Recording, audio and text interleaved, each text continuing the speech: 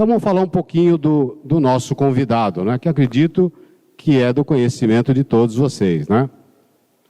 Haroldo Dutra, nosso convidado, é juiz de Direito do Tribunal de Justiça de Minas Gerais, escritor, tradutor e conferencista brasileiro, bacharel em Direito pela Universidade Federal de Minas Gerais.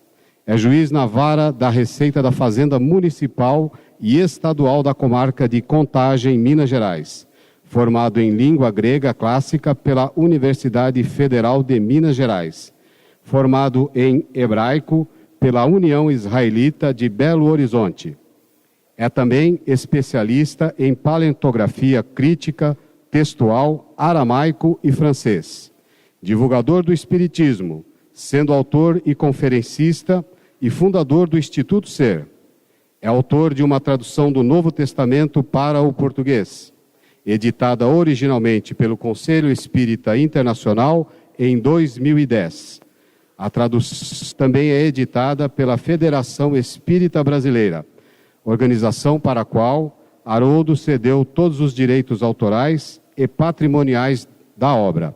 Com vocês, vamos receber agora Haroldo Dutra.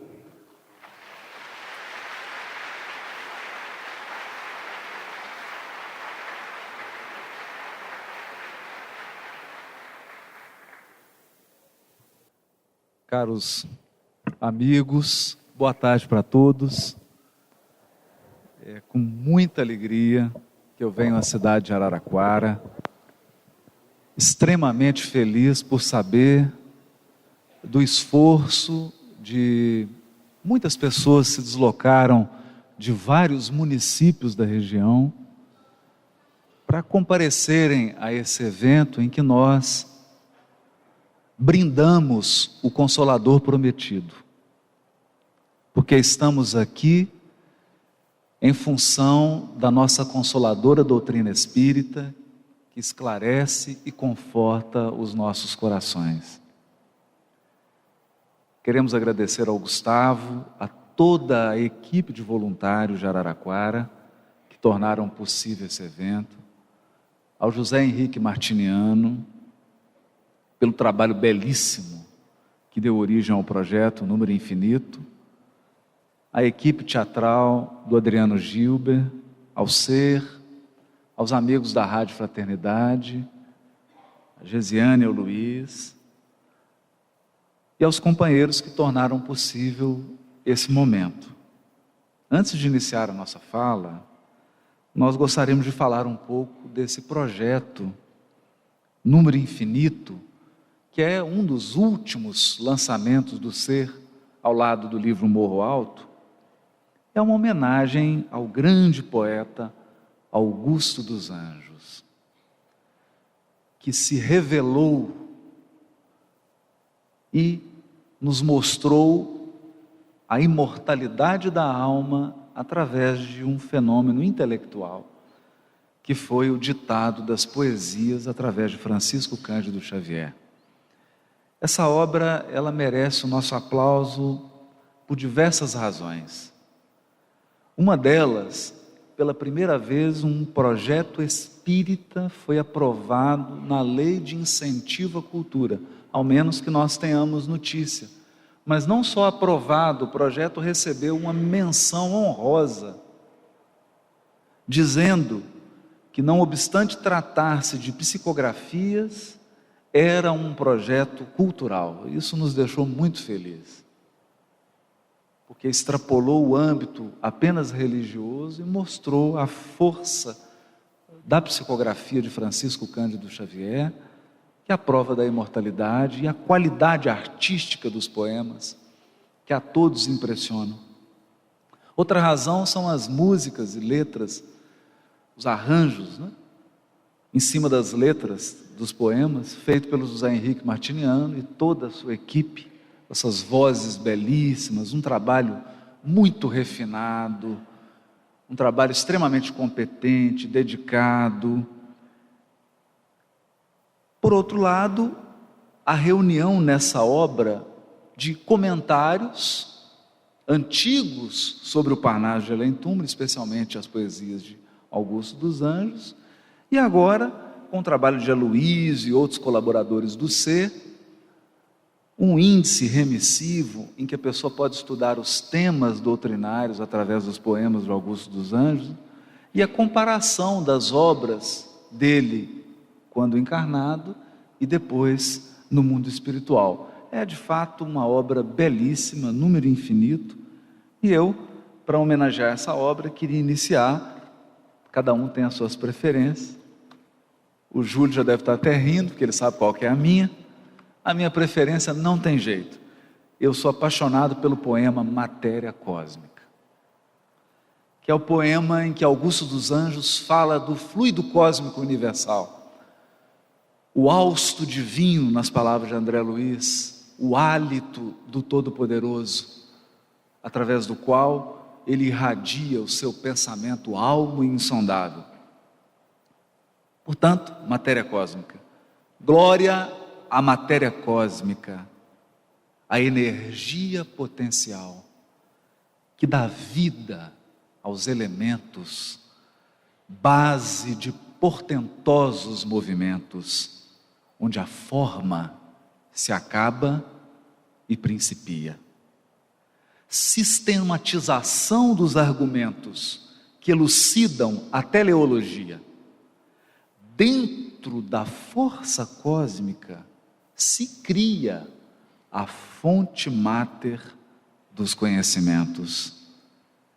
É do mundo o ódio ignoto, o éter divino, onde Deus grava a história do destino, dos seus feitos de amor no amor imersos. Livro onde o Criador inimitável grava com o pensamento almo e insondável seus poemas de seres e universos. Matéria cósmica. Um aplauso para Augusto dos Anjos, né?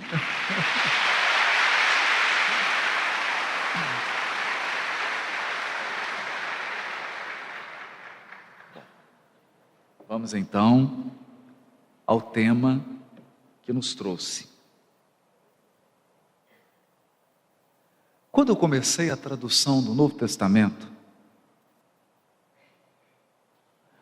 eu pude intensificar uma dúvida, algo que já me intrigava há um bom tempo. Por que tantas curas no Evangelho? Eis a questão. São aproximadamente 30 curas. Eu ficava me perguntando, aliás, pergunta feita por vários que me antecederam no estudo do Evangelho. Por que Jesus curava? E é claro, me deparei com inúmeras respostas.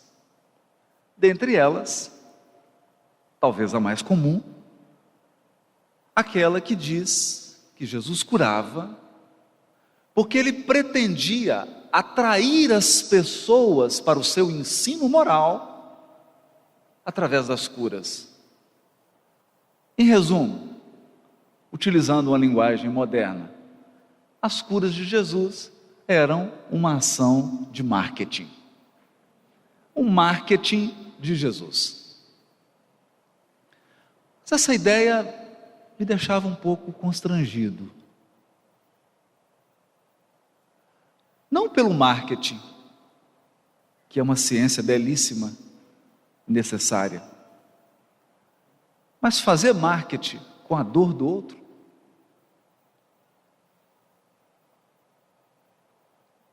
Isso não satisfazia. Deveria haver uma outra razão para as curas. Outro fato que me intrigava e que me levava a considerar essas respostas insuficientes? Um fato, vamos confessar, avassalador. Todas as pessoas que Jesus curou desencarnaram. O que equivale a dizer que de um modo ou de outro elas faleceram. Ninguém se livrou dos portais da morte. Ninguém recebeu um indulto, um passe livre que o isentasse dos portais da desencarnação. Portanto, foram curados, mas pouco tempo depois desencarnaram um a um. Até mesmo Lázaro, que segundo a simbologia do texto, foi retirado de um túmulo de pedra, onde se encontrava há mais de 3 dias, o próprio Lázaro morreu.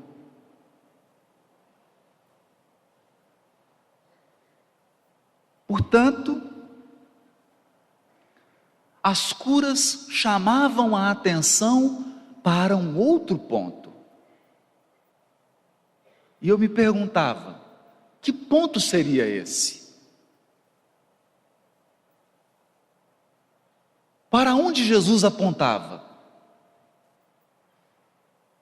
Era preciso, então, abandonar preconceitos, e preconceitos são exatamente preconceitos, é aquele conceito que você tem antes de estudar, antes de se inteirar do assunto. E eu me propus então a pelo menos ler as curas, todas elas, para tentar encontrar um padrão. Nos enfermos não era possível, porque Jesus curou as mais diversas enfermidades. Mas ao menos um padrão na ação curadora de Jesus. Havia um padrão? Algum elemento que fosse comum a todas as curas operadas por Jesus? É claro, havia diversos elementos comuns. Por exemplo, em alguns casos ele curava e pedia que a pessoa se apresentasse aos sacerdotes. Mas seria esse um fato relevante? Nem tanto. Os sacerdotes da época exerciam uma função de controle sanitário. Portanto, é algo muito comum. Se você der entrada hoje num hospital e ficar constatado que você está com dengue, o médico é obrigado, por lei, a notificar os órgãos que controlam o sistema de saúde, porque é um tipo de doença de notificação obrigatória. Qual o objetivo disso? Controlar, saber o número de casos e precaver-se, caso o número de casos cresça de uma maneira muito grande naquela região.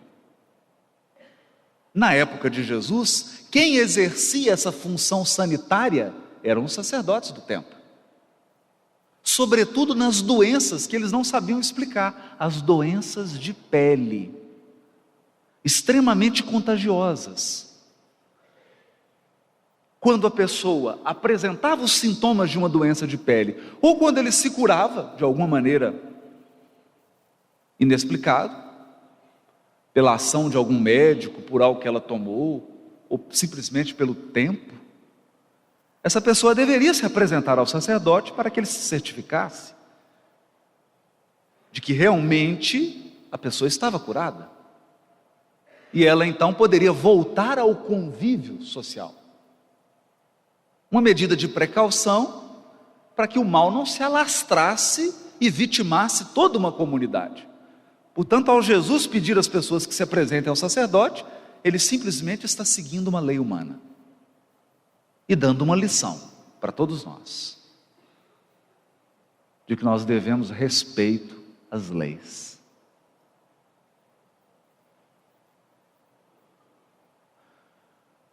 Então esse, embora fosse um fato comum, não era aquele fato relevante que eu estava buscando. Ele havia curado cegos, leprosos, ou as pessoas que apresentavam essas diversas doenças de pele, paralíticos. Um número muito grande de pessoas portadoras de sofrimento mental. Na época, todos recebiam o nome de endemoniados. Hoje, nós temos uma terminologia mais precisa: depressão, síndrome do pânico, esquizofrenia. Mas se fosse antigamente, todo mundo endemoniado.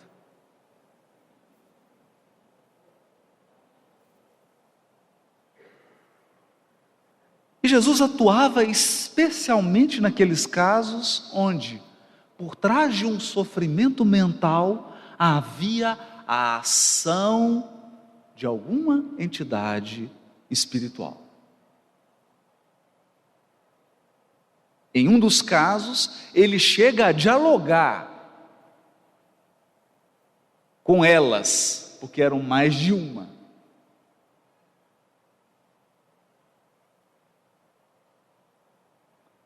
Esse era o quadro. E depois de muito ler e olhar para essas curas, um fato chamava a atenção, como uma estrela que brilha. Em nenhuma dessas ocorrências,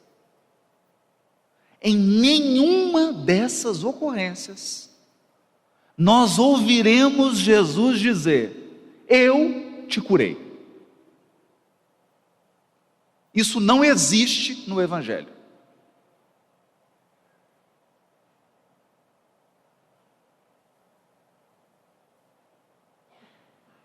Ele não diz: eu te curei. O necessitado pode dizer: Senhor, me cura. Me cura. Ou quando ele pergunta: o que queres que eu faça? Que aliás é uma pergunta interessantíssima. Interessantíssima. O que revela que nem todo doente quer ser curado. Porque alguns chegavam para Jesus e ele perguntava: o que queres que eu faça?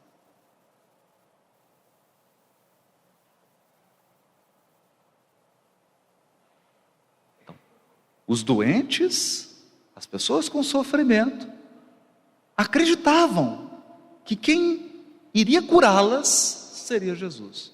Mas ele não diz isso. Ao contrário, em inúmeras curas, ele diz expressamente uma frase.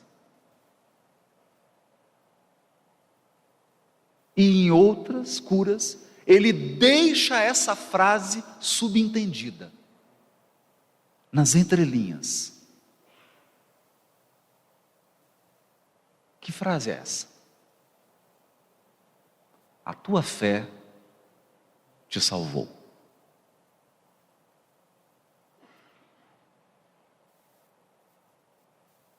Isso é relevante.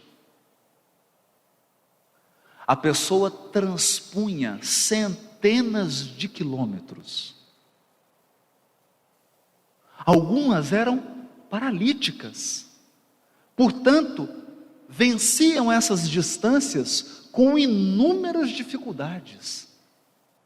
chegavam próximas de Jesus, suplicavam a sua intervenção. Ele, em gestos simples, que é outra característica das curas de Jesus, não há elementos mirabolantes. O mecanismo da cura de Jesus é extremamente simples. Ele impõe a mão, ou ele simplesmente fala. Essas pessoas se apresentavam a ele, ele impunha a mão, falava, a pessoa se curava, e quando ela ia agradecer, ele dizia: a tua fé te salvou. Salvou?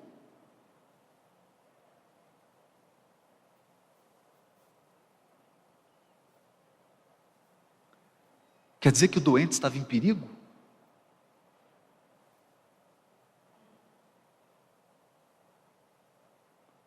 Essa era a lição preciosa.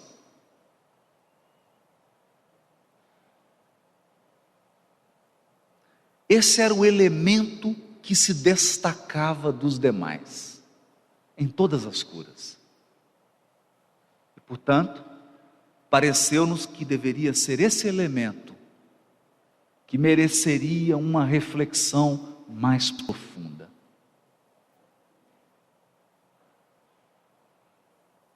Algumas perguntas precisavam ser feitas. O que é a doença? Quem é o doente? O que é a cura? Curar-se ou salvar-se? Qual o melhor verbo?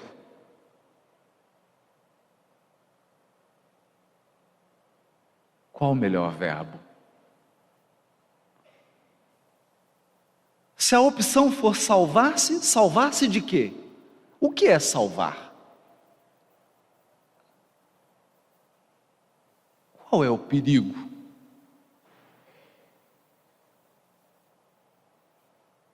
Então, à medida em que nós estudamos as curas, as perguntas se multiplicam. Elas não diminuem, elas aumentam. E isso é sinal de que nós estamos verdadeiramente entrando no Evangelho de Jesus. Porque o Evangelho nos tira do nosso piso evolutivo e nos convida a alçar voos a patamares superiores.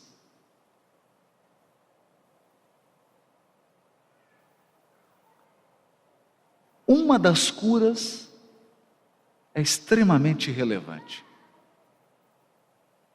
A casa onde Jesus estava não cabia mais ninguém. E algumas pessoas viajaram de longe trazendo um paralítico. Como não conseguiram entrar pela porta da frente, forçaram. Mas forçaram muito. Fizeram um buraco no telhado e desceram o paralítico pelo buraco, no telhado. Imaginem a cena, Jesus conversando no interior da casa, de repente alguém começa a descer do teto.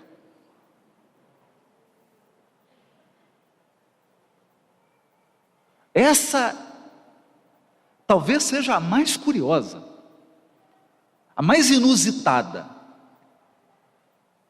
Tem uma que eu considero a mais engraçada, ao menos para quem está lendo, né? Não para quem estava doente.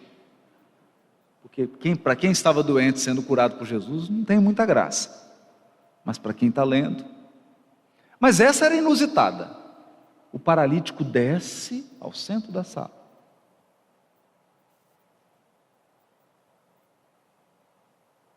E Jesus simplesmente diz a ele: simplesmente diz: levanta-te e anda.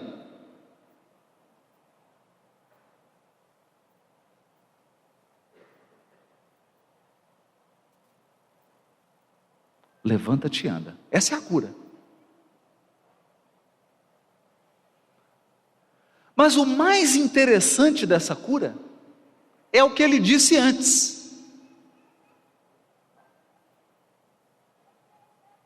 que é um sinônimo de levanta-te e anda. Antes de dizer ao paralítico, levanta-te e anda, ele diz a ele: os teus pecados estão perdoados.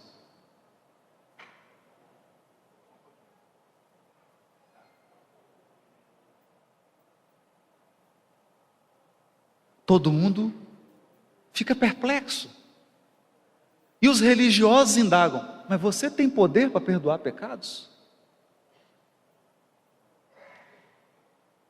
Não é só Deus. E ele então diz: para que saibais que o Filho do Homem tem na terra poder para perdoar pecados, olha para o paralítico e diz: levanta-te e anda. É a mesma coisa. Essa é uma cura curiosa, porque ela nos dá uma pista. Ela nos dá uma pista. Mas esqueça as aulas de catecismo que você teve. A palavra pecado tem um sentido muito específico. Pecado significa errar o alvo.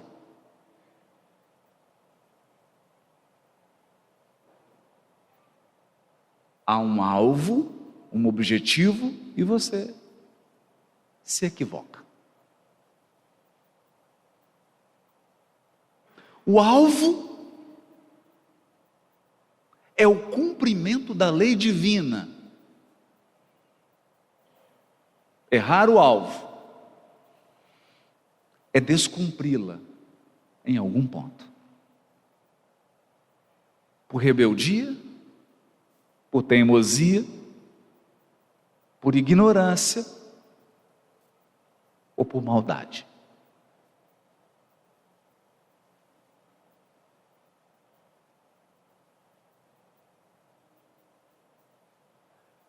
A partir desses elementos, dessas curas, dessa cura específica, nós podemos começar a refletir. Esqueça os conceitos religiosos dos séculos passados,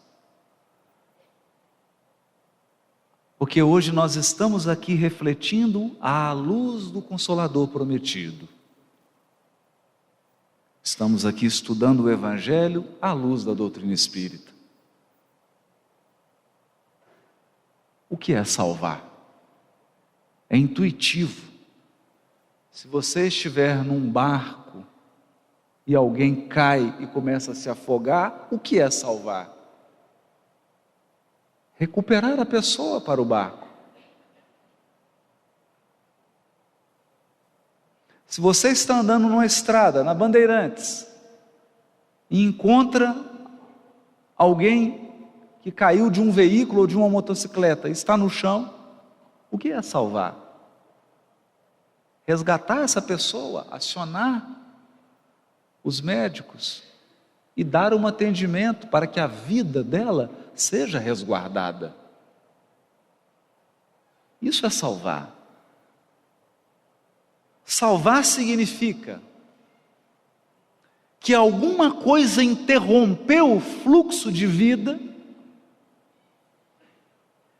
e você precisa trazer novamente essa pessoa para o fluxo da vida. Ela estava andando de motocicleta, indo para algum lugar, seguindo o fluxo da vida.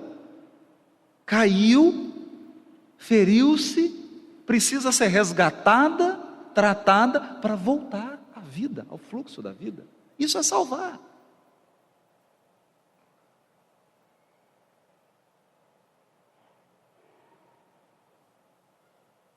A pergunta é: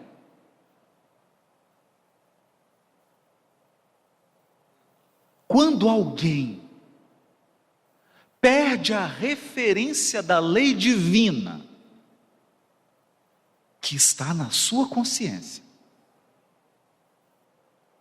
portanto, quando uma alma, um espírito, perde o contato com o seu interior, deixa de ouvir a voz da consciência e se separa daquilo que a consciência aponta para ela como caminho, isso também não seria um desvio?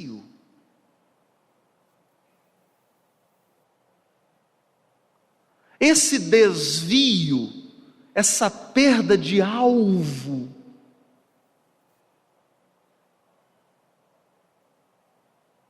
não representa exatamente a definição de pecado? Errar o alvo?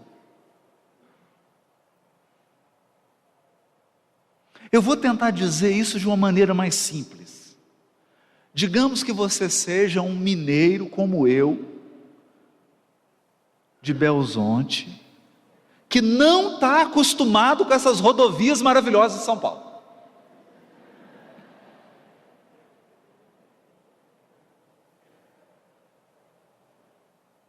Um mineiro que se atreve a sair daqui de Araraquara, sem GPS,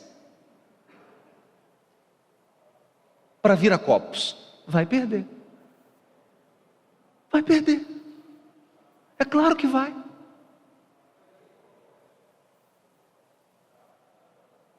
A menos que ele já resida aqui, né? Aí não vale.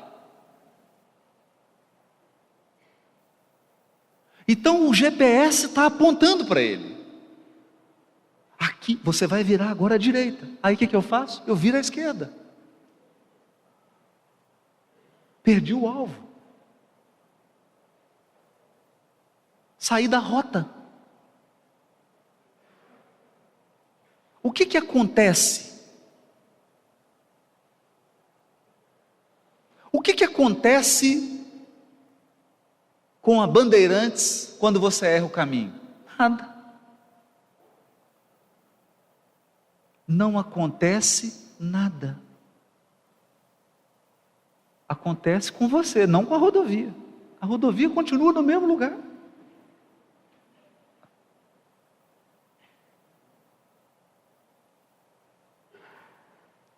É você que se perde.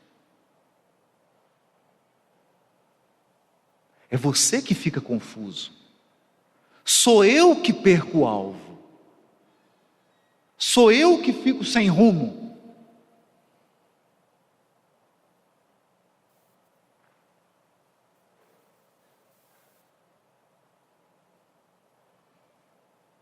O que fazer? Agredir? Condenar? Ou salvar? Colocar de novo no caminho. Retomar a via, o trajeto. Isso é salvar.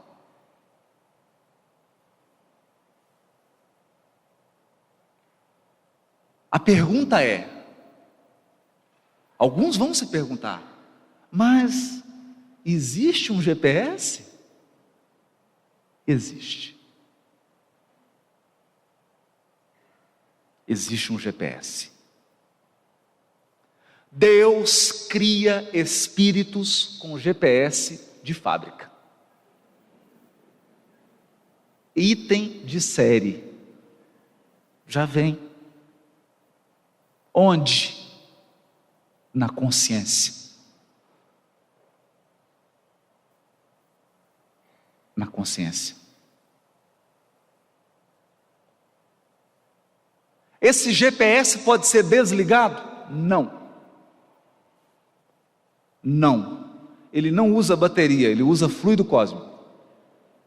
Não desliga. Então o que eu posso fazer? Eu posso ignorar o aviso. Eu posso ficar surdo ao GPS.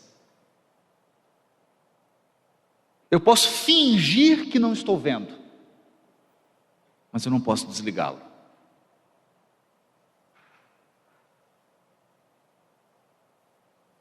E nenhuma rodovia vai mudar seu curso porque eu desviei. Isso significa, o universo permanece em ordem, o universo permanece em equilíbrio e Deus está muito calmo, mesmo você errando.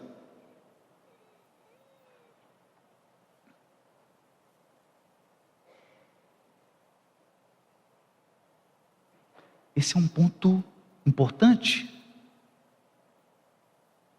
Importantíssimo. Portanto, quando Jesus associa o adoecer com o perder o alvo, o pecado, perder o contato com a consciência e com a lei divina, ele já deixa claro que não trabalha apenas com corpos, mas com as causas.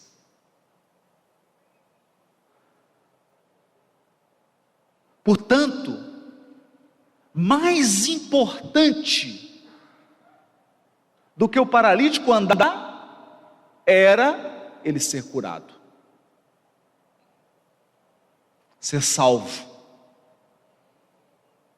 Era ele voltar a entrar em contato com a sua consciência, com o seu eu profundo e com Deus, que está em todos os lugares, inclusive dentro de cada um de nós.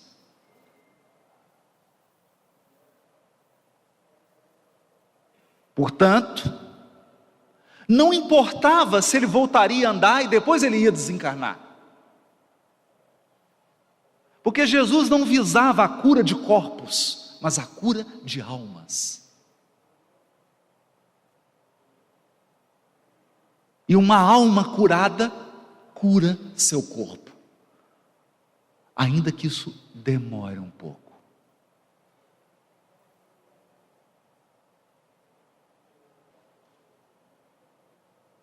Ficava claro, a partir dos ensinamentos da doutrina espírita, que Jesus era sim um médico, mas um médico das almas, dos seres espirituais.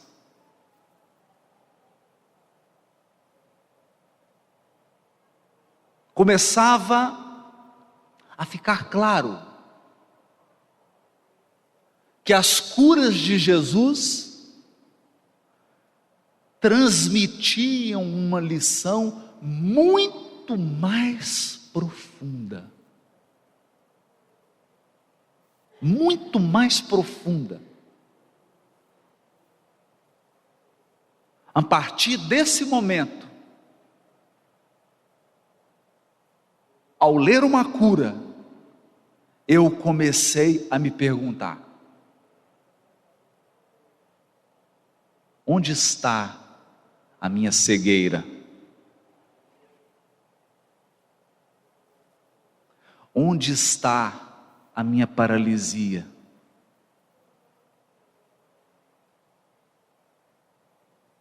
Onde está a deformação da minha estrutura? Onde? Ou se preferirem, Jesus cura o cego Bartimeu.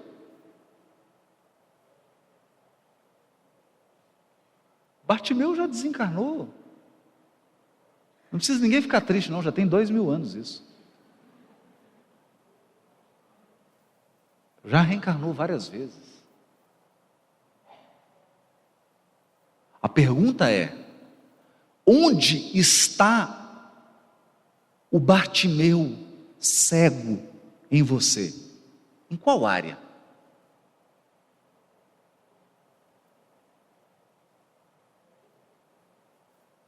Onde ele mora em você?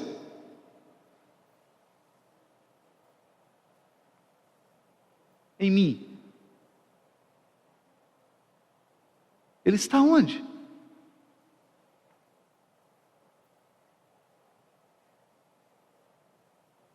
Nós podemos ter algumas pistas, alguns exemplos. Será que na área dos relacionamentos afetivos não é onde você é cego?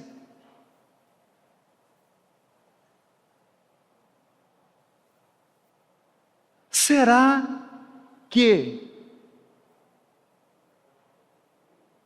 na área das relações familiares, será que não é nessa área que você é cego, paralítico, leproso, endemoniado?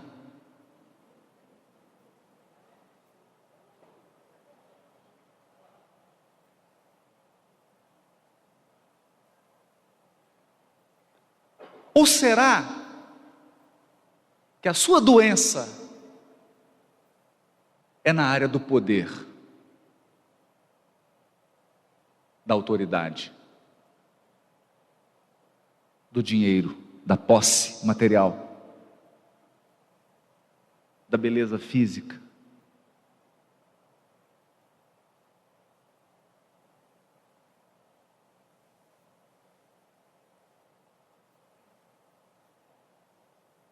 O que gera isso?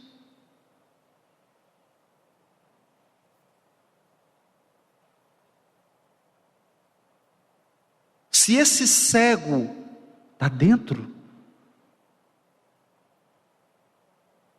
se nessa área da minha vida eu realmente não enxergo, eu vou precisar de uma ajuda.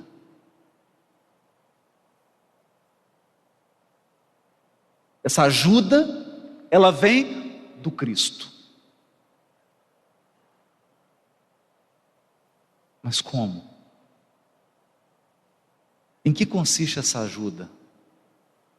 Qual é a ação do Cristo para curar?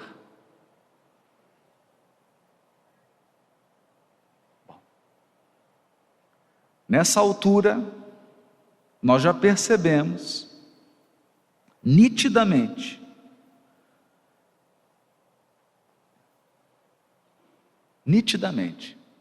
que o assunto das curas tomou uma proporção insuspeita. Nós pensávamos que as curas nos evangelhos fossem curas de corpos, mas agora nós estamos constatando que é uma cura do espírito. Mas surge a pergunta: é todo doente que quer ser curado? Quem dera. Quem dera. Não é tão simples assim. Por quê? Porque a doença traz, e quando eu digo a doença, não estou me referindo apenas à doença física. A doença do espírito traz benefícios psicológicos.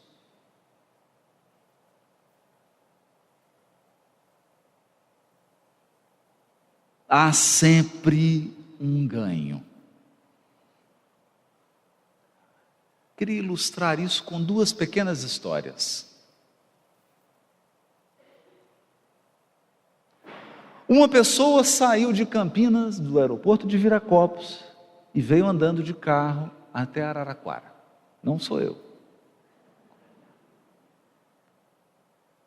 Pela Bandeirantes. Parou num posto de gasolina. Pediu para o rapaz encher o tanque. E ao lado da bomba estava um cachorro. E esse cachorro uivava de dor.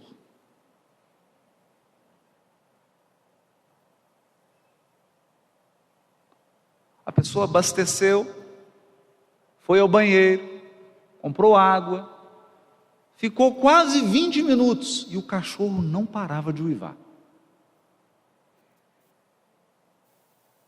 Já angustiado com aquele uivo sofrido, a pessoa pergunta: moço, por que esse cachorro está uivando, sofrendo tanto? É porque ele está deitado em cima de um prego.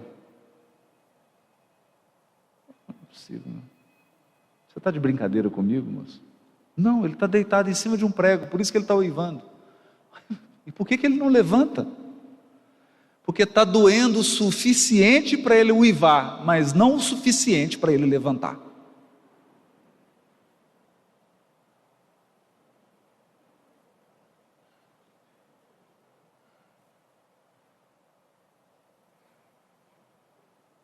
Esse é um ponto importante.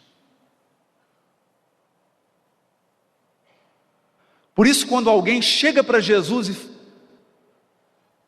mostra na alma, no olhar, o sofrimento, em algumas curas, Jesus olha para a pessoa e pergunta: o que queres que eu faça? E talvez numa leitura afoita, talvez se você estiver ansioso, não estiver sereno o suficiente, você pode até imaginar que Jesus está sendo insensível.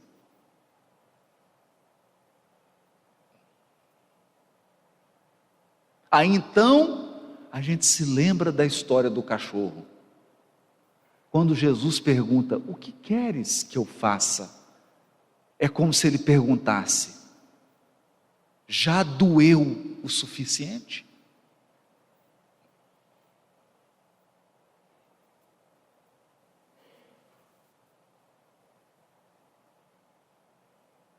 Já doeu o suficiente?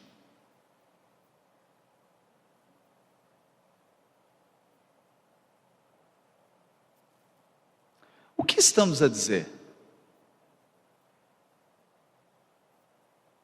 Parece estranho esse conceito de dor. Será? Vamos deixar de lado por 30 segundos as questões espirituais. Vamos pensar apenas no aspecto material. Qual é a função da dor em um organismo vivo? Proteção. Se você não sentisse dor, você não conseguiria manter um corpo físico intacto durante 24 horas.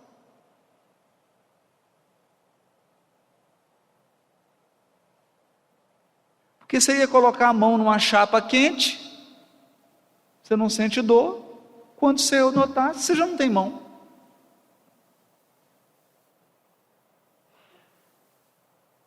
A função da dor é de preservação.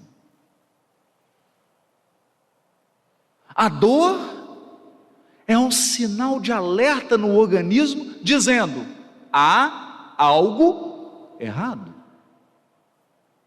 Eu estou errado? Embora eu não esteja sentindo dor?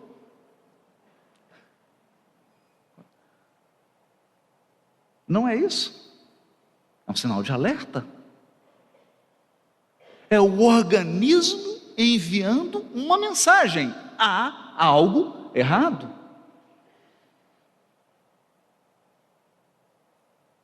E a partir daí, essa mensagem terá que ser decifrada. Decifrada.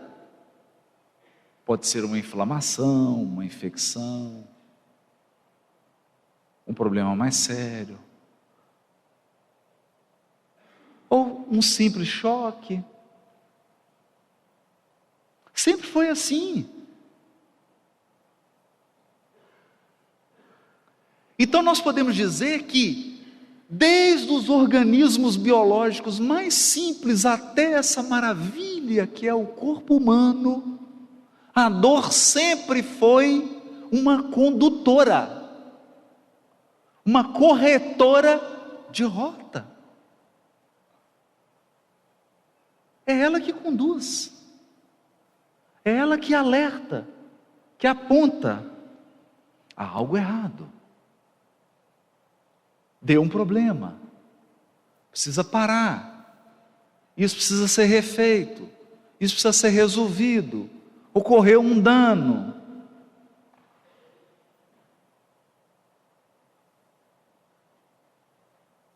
Mas trazendo a questão espiritual para esse cenário, nós sabemos que Deus é um.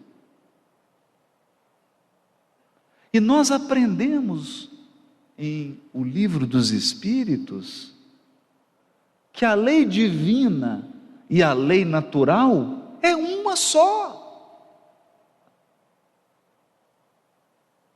Não há diferença entre lei biológica e lei moral. É uma só lei. Portanto, se a dor desempenha essa função biológica, ela desempenha a mesma função espiritualmente falando, psiquicamente falando.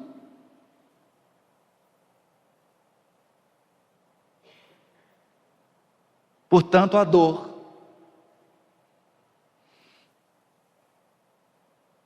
é pedagógica.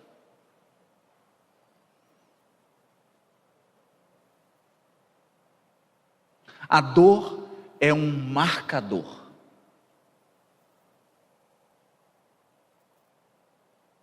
Luminoso, indicando: há algo errado.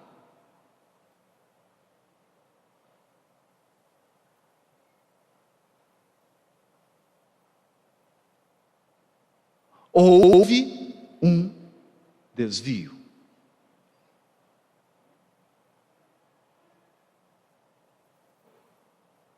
Algum tipo de dano ocorreu. E ela então sinaliza.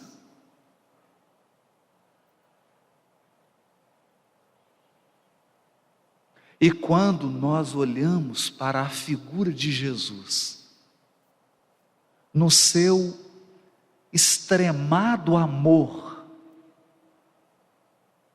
na grandeza da sua misericórdia pelo sofrimento alheio, atuando, nós vamos perceber que a ação do Cristo é muito mais profunda do que simplesmente tirar a dor. Porque tirar a dor é tirar os sinais que estão dizendo: há algo errado.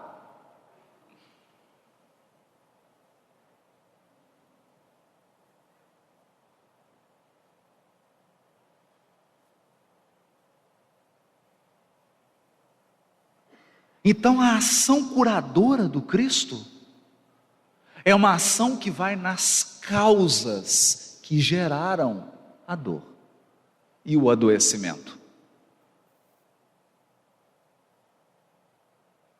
A dor, que é o aviso, e o adoecimento, que é uma consequência daquilo de errado que ocorreu em algum nível emocional, psicológico, espiritual ou físico. É essa a ação do Cristo.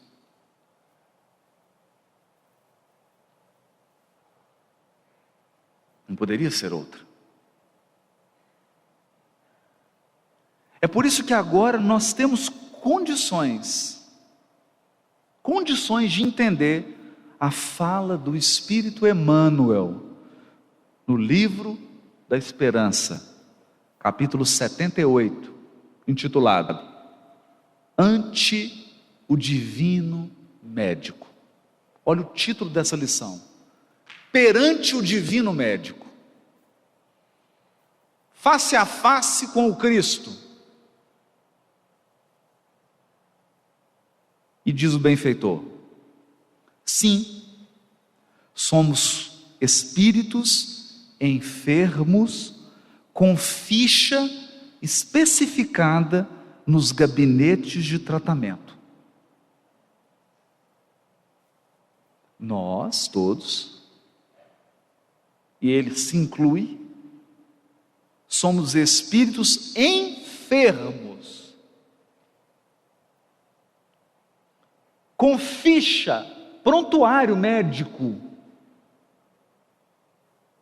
Cada qual de nós, com a sua ficha. Onde está essa ficha? Instaladas nas esferas superiores, das quais instrutores e benfeitores da vida maior, instrutores e benfeitores da vida maior, nos acompanham e nos analisam ações e reações. Então, vamos traduzir o que o Emmanuel está dizendo. Eu, você, todos nós, temos um prontuário médico espiritual nas esferas superiores. Lá, espíritos muito superiores acompanham as nossas ações e reações. Ou seja, nós estamos sob tratamento. Mas por que ele disse instrutores e benfeitores?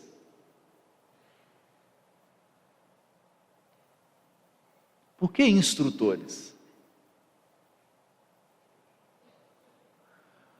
Porque uma das maiores causas da enfermidade espiritual, que é a verdadeira enfermidade, é a ignorância. Ignorância espiritual.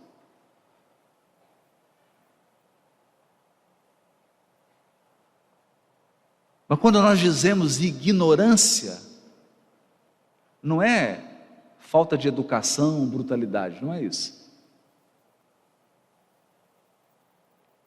Ignorância no sentido de ignorar, não conhecer ou não querer conhecer, ou não querer aceitar, ignorar. Nesses casos, a cura vem em doses homeopáticas de verdade. Conhecereis a verdade, e a verdade vos libertará. Porque a ignorância é um mal.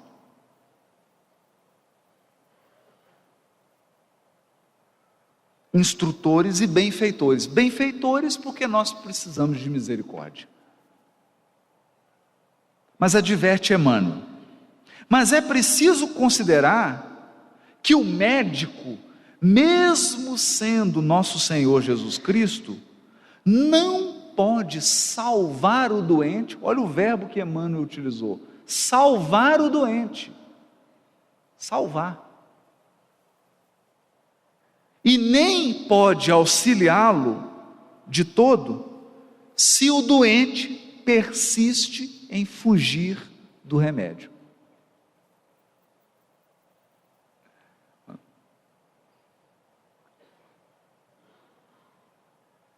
Então, o médico é bom, é Jesus. o remédio é ótimo, mas tem que usar. Tem que se submeter ao tratamento. Se o doente foge do remédio, nem Jesus salva. Não tem como. Aí a pergunta de Jesus: o que queres que eu faça? Para muitos doentes, o que queres?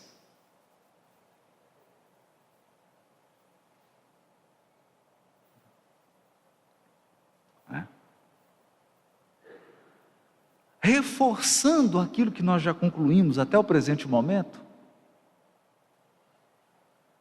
há uma mensagem de Emmanuel no livro Estude e Viva. Estude e viva o que você estudou.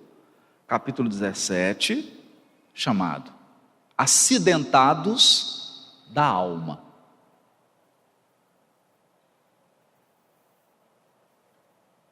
Acidentados da alma. Porque se tem uma coisa que chama a atenção de todos nós, são os acidentes, não é assim? Acontece um acidente na rua, você vê que o trânsito vai mais lento, porque todo mundo quer olhar, né? O acidente chama a atenção. E a gente acredita que só existe acidente envolvendo o corpo físico.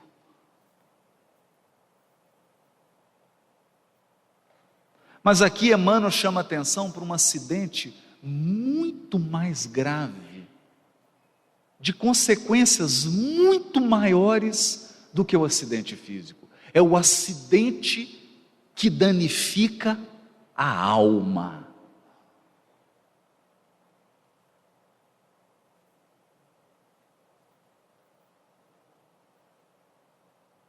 Então a criatura apresenta uma fratura na alma.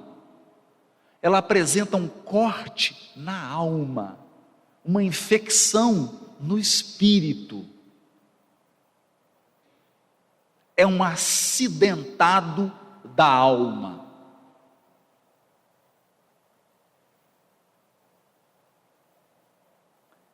E qual é a parte dolorosa disso? É que o acidentado da alma, ele toma um banho, corta o cabelo, põe um perfume, uma roupa bonita, você olha para ele e acha que ele não tem nada.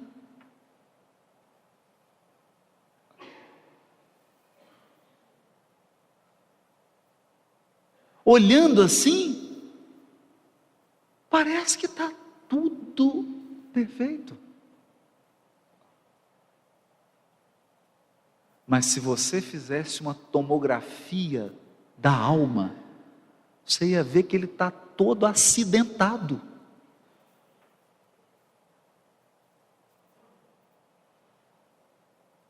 Talvez você ficasse até com medo de olhar.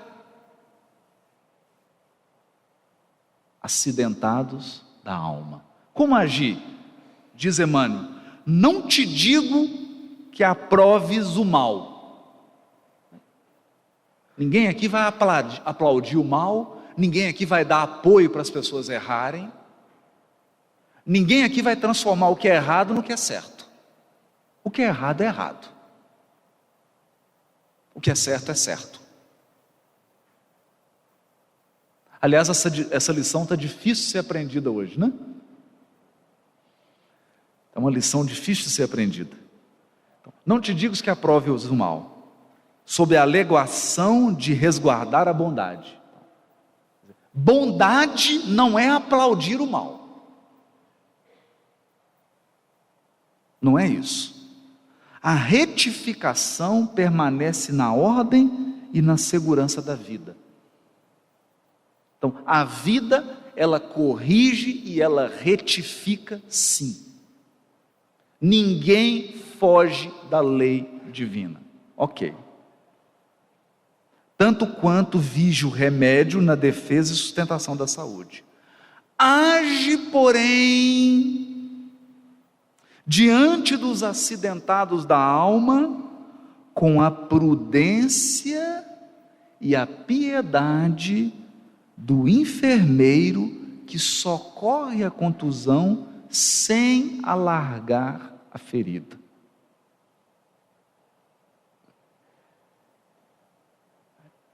Porque você imagina uma pessoa caída com um osso da perna saindo para fora.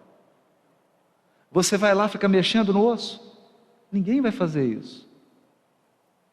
Então o que o enfermeiro, o que a pessoa habilitada faz? Ele age com prudência, não é? Ele age com piedade, para não alargar a ferida. Porque você não quer ampliar o mal, você quer reduzir o mal. Diante do acidentado da alma, também. Restaurar sem destruir. Emendar sem proscrever. Quer dizer, vai corrigir, mas sem expulsar a criatura. Não ignorar que os irmãos transviados se encontram encarcerados em labirintos de sombra. Por que encarcerados em labirintos de sombra? Porque perderam o rumo. Não sabem mais voltar para a rota. Desorientação. Estão num labirinto de sombra, sendo necessário garantir-lhes uma saída adequada. Nós não queremos agravar a desorientação, nós queremos ajudar a pessoa a encontrar uma saída. Em qualquer processo de reajuste, recordemos Jesus, que ao ensinar servindo e ao corrigir amando, ensinar servindo e ao corrigir amando, declarou não ter vindo à terra para curar os sãos. Então, o próprio Cristo declarou que ele veio à terra por causa dos acidentados da alma.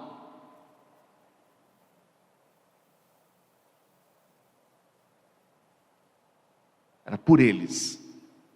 Eles são o motivo da vinda do governador espiritual do orbe.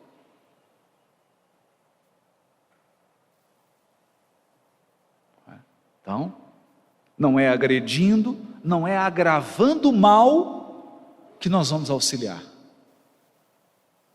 É servindo e amando. Por quê?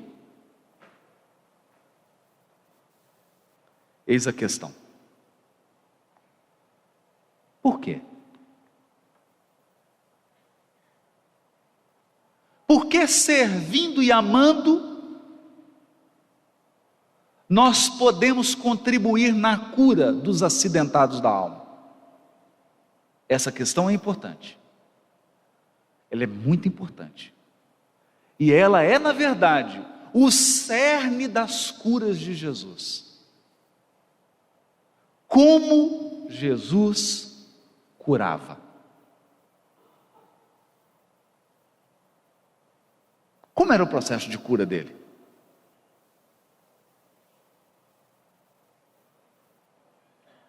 Nós vamos examinar isso daqui a pouco, depois do intervalo. Mas antes, eu queria deixar uma pista. Uma pista. Para todos nós já irmos refletindo durante o intervalo. E para mim é uma das cenas mais engraçadas das curas de Jesus. Ele está andando numa multidão, nós estamos falando de centenas e centenas de pessoas.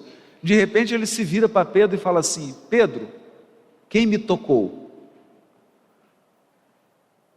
E aí Pedro olha para Jesus e fala assim: ô mestre, só está brincando comigo? Tanto de gente aqui espremendo a gente, eu já estou quase perdendo a respiração. todo mundo empurrando, e puxa daqui, empurra dali, só quer saber quem que tocou no senhor? Ele diz assim: alguém tocou em mim, porque de mim saíram virtudes. Nós vamos para o intervalo, daqui 45 minutos nós retornamos. Muito obrigado.